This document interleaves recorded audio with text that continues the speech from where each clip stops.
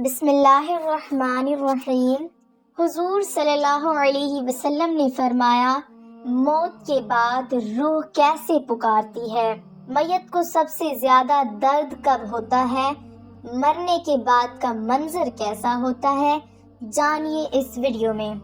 حضرت زیاد سے روایت ہے کہ نبی کریم صلی اللہ علیہ وسلم نے فرمایا کہ میت پر سب سے زیادہ سخت حالت اس وقت ہوتی ہے جبکہ غسل دینے والا اس کو نہلانے کے لیے آتا ہے، اس کی انگلی سے انگوٹھی اتارتا ہے، جسم سے لباس اتارتا ہے، سر سے عمامہ جدا کرتا ہے، اس کی روح بے چین ہو کر فریاد کرتی ہے جس کی آواز جن و انس کے سوا سب سنتے ہیں، اور کہتی ہے، اے نہلانے والے، تجھ کو خدا کی قسم میرے کپڑے بہت نرمی سے اتارو، کیونکہ ملک الموت کے پنجے کی تکلیف سے مجھے پوری طور پر ابھی آرام نہیں ملا۔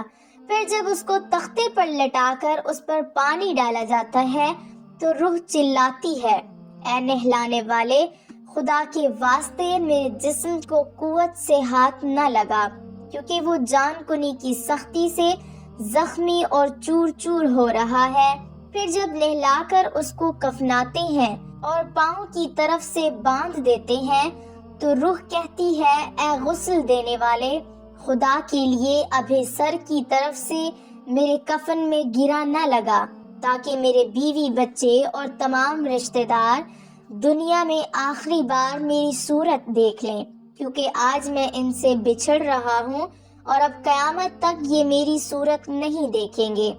پھر جب اس کا جنازہ تیار کر کے گھر سے باہر نکالا جاتا ہے تو روح پکارتی ہے، اے جنازہ اٹھانے والو، خدا کے واسطے ابھی جلدی نہ کرنا، تاکہ میں اپنے بال بچوں اور عزیز و اقارب سے رخصت ہو لوں۔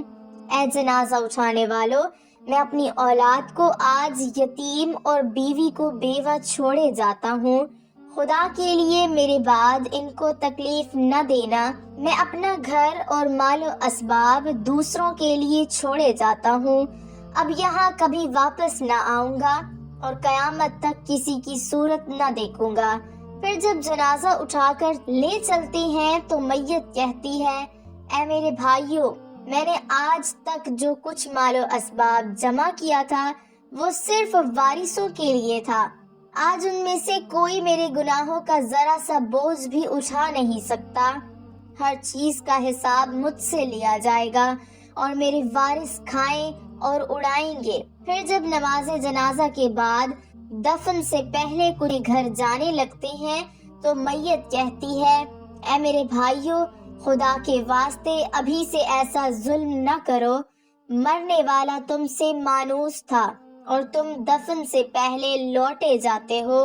پھر جب اسے قبر میں اتارتے ہیں تو میت کہتی ہے، اے میرے وارثوں اور ترکہ پانے والوں، میں نے جو کچھ مال جمع کیا تھا وہ سب تمہارے لیے چھوڑا، خدا کے لیے تم مجھ کو دعائے خیر اور فاتحہ سے بھلا نہ دینا۔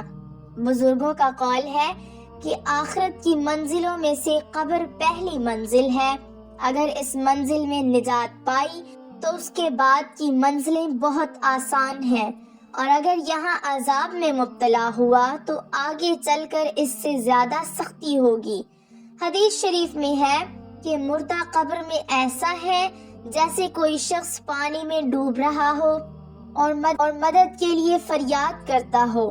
مردہ ہر وقت اپنے ماں باپ، بھائی بہن یا اولاد اور دوست وغیرہ اپنے پسماندگان سے دعائے خیر اور فاتحہ کا منتظر رہتا ہے، جب اس کو اس کے پسماندگان کی طرف سے کوئی تحفہ ثواب پہنچتا ہے تو وہ اس کے لیے تمام دنیا اور جو کچھ دنیا میں ہے اسے محبوب و مرغوب ہوتا ہے، اور اللہ تعالیٰ اس کے رشتہ داروں کی دعائے خیر کے ثواب کو قبرستان والوں پر پہاڑوں کے برابر داخل فرماتا ہے۔ موت ایک دروازہ ہے جس میں سب لوگوں نے داخل ہونا ہے۔ حضرت عثمان رضی اللہ تعالی عنہ جب کسی قبر پر جاتے تو اتنا روتے کہ ان کی داڑھی آنسوؤں سے تر ہو جاتی۔ آپ رضی اللہ تعالی عنہ سے پوچھا گیا، آپ جنت و جہنم کا تذکرہ کرتے ہیں تو روتے نہیں مگر قبر دیکھ کر روتے ہیں۔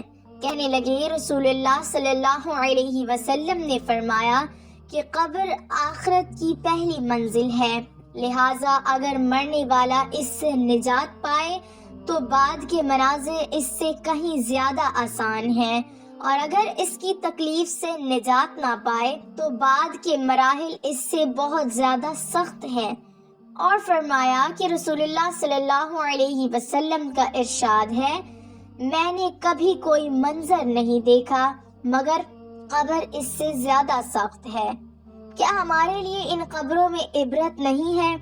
دیکھیے، مالدار، فقیر، طاقتور اور کمزور دنیا میں لوٹنے کی خواہش رکھتے ہیں، مال جمع کرنے اور محل بنانے کے لیے نہیں بلکہ اس لیے کہ کاش ہمیں ایک نماز پڑھنے کی مہلت مل جائے، کاش ہمیں ایک دفعہ سبحان اللہ کہنے کی فرصت دے دی جائے، لیکن اب ناممکن ہے۔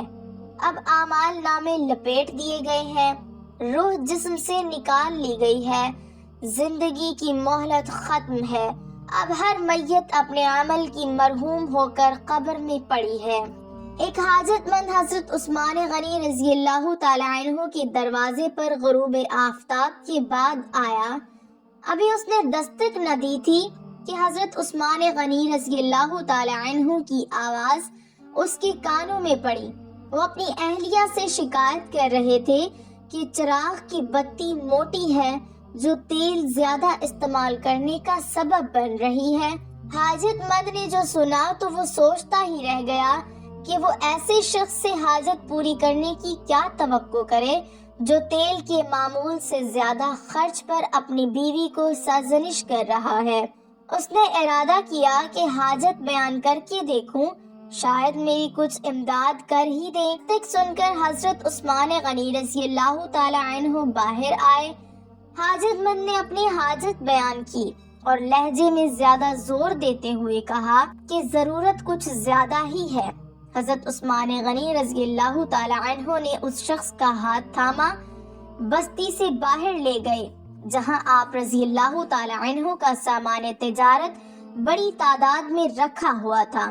فرمایا، یہ سب تیری نظر ہے، کیا اس سے تمہاری ضرورت پوری ہو جائے گی؟ وہ شخص حیران ہکا بکا دیکھتا رہ گیا۔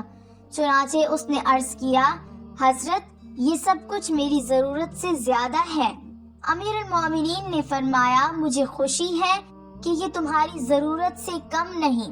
اس شخص نے کہا، اے حضرت ایک بات بتائیے، چراغ کی بتی قدرے موٹی ہو جانے پر آپ اپنی زوجہ محترمہ کو سرزنش کر رہے تھے، حالانکہ چراغ اس قدر روشنی رکھنے میں شاید صرف 1 درہم کا تیل استعمال نہ ہوتا تو وہ آپ کو گوارا نہ ہوا، اور یہاں ہزاروں کا سامان مجھے بلا تحمل دے رہے ہیں۔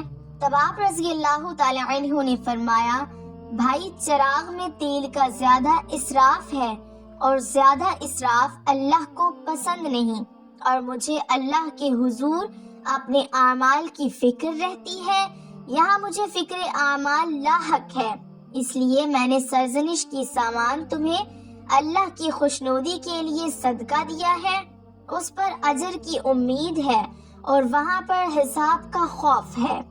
اللہ تعالی ہم سب کو دین کی سمجھ نصیب فرمائے اور ہمارا خاتمہ ایمان پر فرمائے، آمین۔ ناظرین، کمنٹ باکس میں ایک بار اللہ کے 99 ناموں میں سے کوئی ایک ضرور ٹائپ کریں۔